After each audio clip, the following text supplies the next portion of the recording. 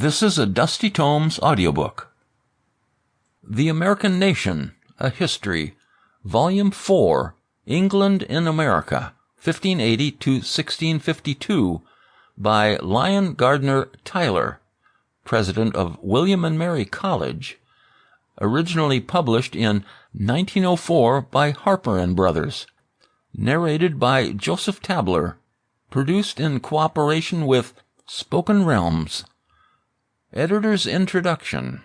Some space has already been given in this series to the English and their relation to the New World, especially the latter half of Cheney's European background of American history, which deals with the religious, social, and political institutions which the English colonists brought with them, and Chapter 5 of Bourne's Spain in America, describing the Cabot voyages.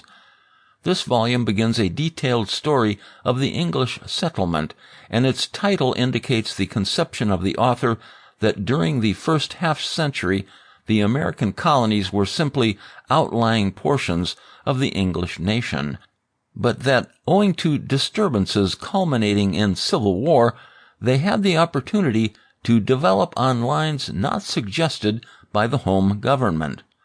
The first two chapters deal with the unsuccessful attempts to plant English colonies, especially by Gilbert and Raleigh. These beginnings are important because they proved the difficulty of planting colonies through individual enterprise. At the same time, the author brings out clearly the various motives for colonization, the spirit of adventure, the desire to enjoy a new life, and the intent to harm the commerce of the colonies of Spain.